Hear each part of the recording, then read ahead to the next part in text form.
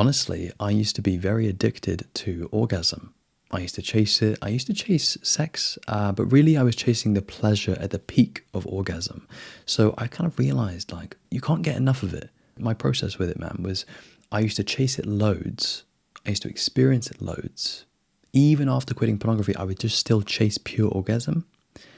I noticed, for example, that like during sex, it wasn't really that I was having sex. It was that I was using whoever I was with as more of like a masturbator. And I could tell I'm not really looking to have sex. I'm looking for that peak experience, that orgasm. And also, I can be completely honest with you, man. When I was experiencing it, I noticed myself trying to go as deep as I possibly could into it. It's almost like you're trying to disappear or completely dissolve or just die to the orgasm. That's what I was always trying to do. I always tried to like make it last as long as possible and just disappear into it. Like I'd be so dissatisfied if it was a quick one or if it was like a shallow one, which is why I'd learn, okay, if you take a few days off of masturbating or having sex, you're going to have a more powerful and thus more profound experience. And what's interesting is like, honestly, man, it was the spiritual work that changed my perspective on it. Because when I started to do spiritual work, I started to experience it from this non-dual lens, from this non-dual perspective. And what I realized, and I was just told this, I felt this, I knew it. It's so funny when you have a knowing. I had a knowing that the experience of orgasm is actually a spiritual event. Those words came to me. And you might ask, dude, why? How is it a spiritual event? Like, I know what you mean, kind of, but tell me more. Honestly, man, the reason why is because orgasm is a surge of love. And the thing about love is it's really spiritually significant. So if you're very intuitive, you know and you can feel that at the moment of climax, you're sort of one with God. You've got this surge of love, and that love is God.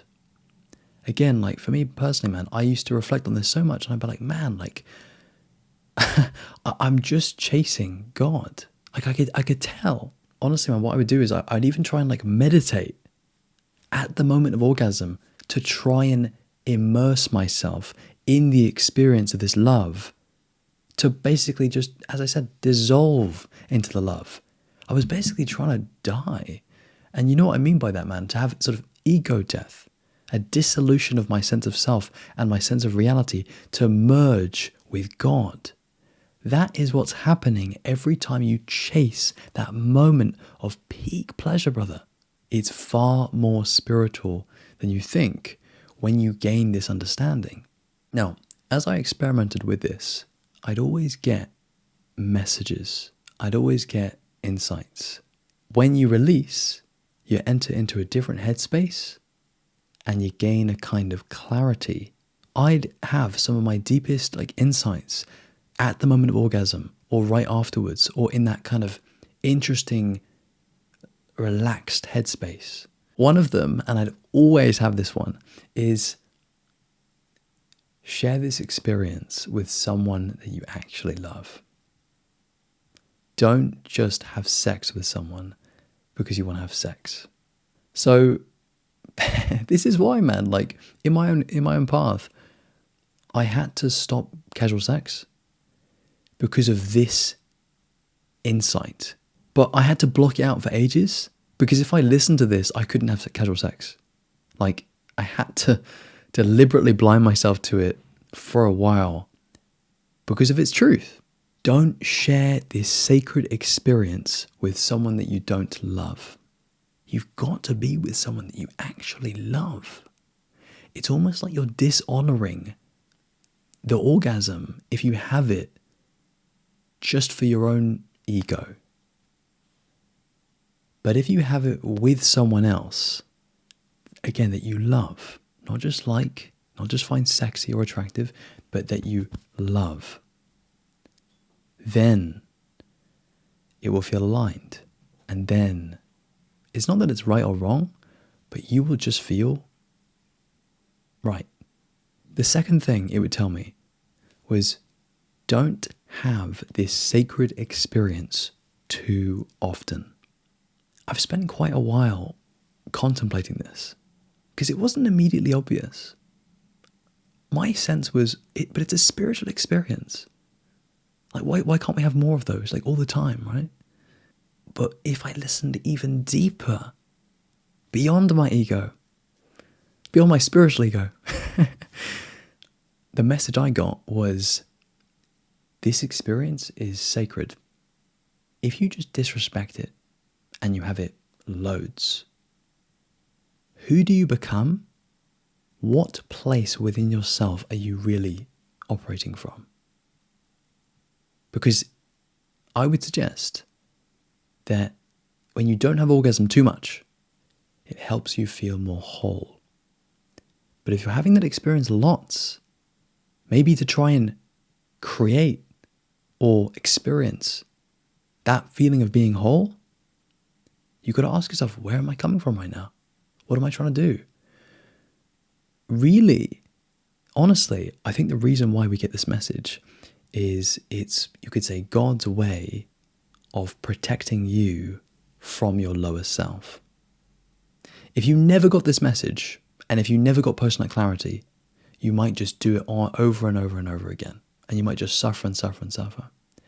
But again, the more perceptive you are, the more you see that suffering is there for a reason. It's to help create insight for you. It's to help you wake up. Another way of looking at it is you get this message to protect you from abusing this sacred experience. So again, these are my insights. These are my intuitions. These are my reflections. And honestly, the best thing that you can do is to take your time and to integrate them. Because if you just have them as fleeting insights at the moment of orgasm, you'll continue to do your unconscious behaviors. Now, there's nothing wrong with that. As you know, my stance on things is burn through your sexual karma. I gained wisdom not by sitting back and being celibate for my whole life, but actually by having lots of sex, by having lots of orgasm, and by reflecting on all of this and then learning. Yeah. So if you're into retention, if you're into celibacy, that's cool, that's great. But make sure that you're not spiritually bypassing, and make sure that you've really got the message. Yeah, if you need to go back and get the message, man, that's cool. The beautiful thing about like reality is there's no judgment and there's nothing on it. You are not wrong. And shame is a deep self-deception. You're not wrong for pursuing sex, for exploring your own sexuality. You know, if you really think about it, man, our culture is deeply repressed and deeply perverse. But you can be a person who wakes up out of that and starts to basically reclaim your sexuality really healthily and spiritually. And you don't need to be beholden to your culture's programming and conditioning, which is kind of like a big factor as to why you might feel shame. You might have all of these things in your head. Instead, discover yourself as a conscious person. Because that's the approach we've taken here. We're not demonizing, we're not condemning, we're not shaming, we're not moralizing, we're not judging, we're not repressing. No, man, this is a conscious approach to sexuality. It's the only way you can do this. Approach it healthily, approach it consciously. Do a lot of spiritual work. Immerse yourself in spirituality, immerse yourself in love, consciousness, self-acceptance, and take this new perspective on orgasm. It's a spiritual experience, which is sacred, which is profound, and really, hopefully, ideally, is only to be shared with someone that you love. All right, final thing from me is if you resonate with me and you'd like to work with me one-to-one, I do offer coaching and mentoring. If that speaks to you, you can see the link in the description, my friend. Otherwise, Take care, lots of love, and as always, man, peace.